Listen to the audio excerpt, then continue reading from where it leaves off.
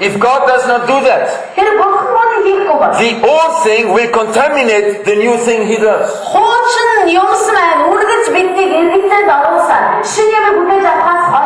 That's what Jesus said to the Pharisees.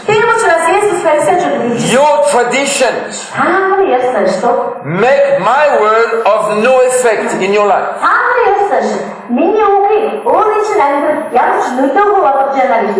The Pharisees received the same word as everybody else. But there was something in their heart already. And as Jesus talked to them, and His words came into their hearts, what was already in their heart destroyed what came in. So even they received the word, they heard the word, just like anybody else. That word had no effect. Because of what was already in their heart. That's why God is facing a very big challenge.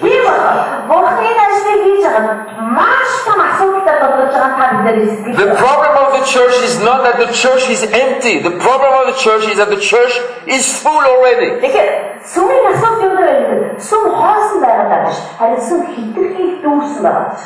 And whatever God says,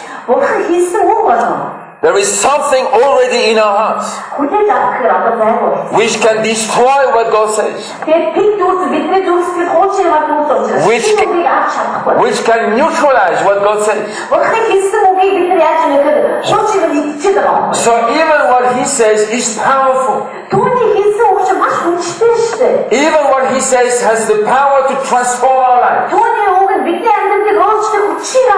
Even what God says can restore the church to a high position in the kingdom. What is already in the church, the teaching we have already received, what we have heard already, can make what He says of no effect. Because as soon as the seed comes into our heart, what is already in our heart kills the seed.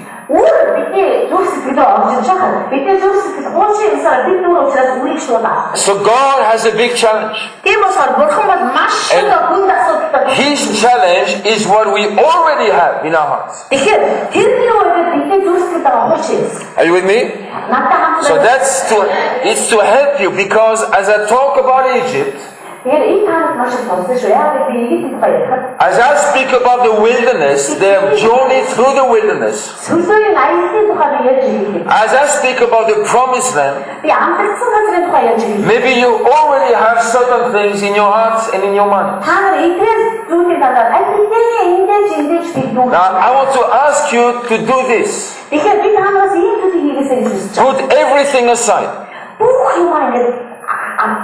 Everything you've heard about Egypt, everything you heard about the wilderness, or about the promised land, just put it aside.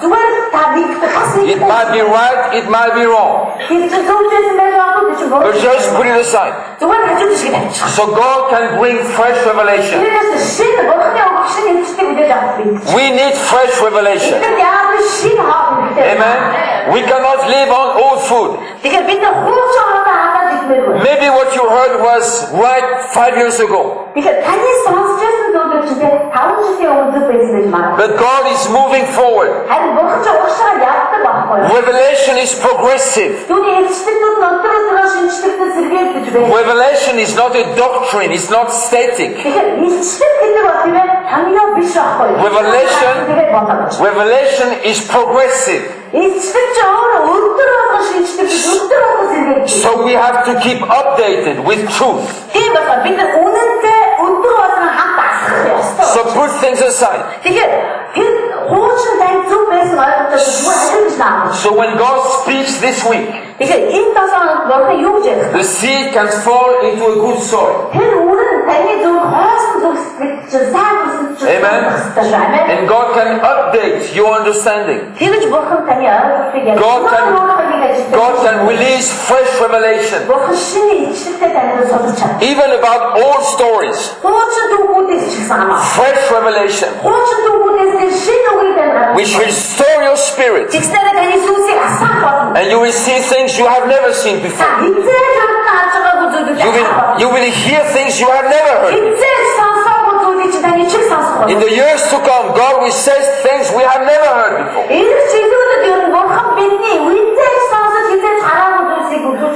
Hopefully, He will say things we have never heard before. Because what we have heard have not produced many effects. So we need new revelation. Amen. I need fresh revelation. You need fresh revelation. The people of God need fresh revelation. Living bread from heaven. The seeds of the kingdom must be sown into our hearts. And we must care for it. We must water it. We must cultivate it. So the small seed can become a plant. The plant can become a tree. The tree can blossom. The flowers become fruits. And inside the fruits there are new seeds. And when they fall to the ground, they will produce new plants. Amen. So there is a kingdom process taking place in our life, which is unstoppable. Even if one seed dies, there are thousands of other seeds. Even if the devil steals something from us,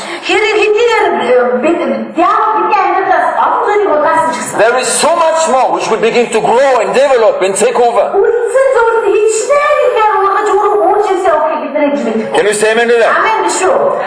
Amen. So let's talk about Egypt. Now let me say something about Egypt. Or let me say something about Revelation. Revelation is on different levels. I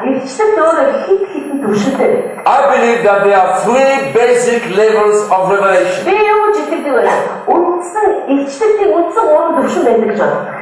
3 basic levels. I'm sure there are more. Because God is so rich. And God knows no limitations. Amen. God is high, God is deep. And we cannot contain all His wisdom. But at the same time, I believe there are 3 basic levels of revelation. Now most of us, we are living on just one level. And that level is the Bible story level.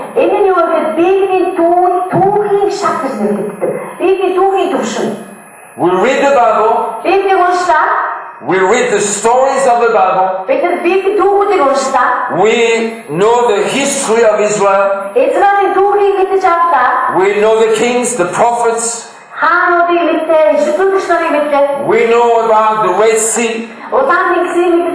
We know about the walls of Jericho. We know about Jesus walking on the water. We know about the multiplication of the bread and the fishes. And that's what we learn in Bible school. Now that's one level. And we can be happy there. Because these stories are mind-blowing. I'm not saying anything negative about that level. That's a wonderful level. Because as we walk on this level and live on this level,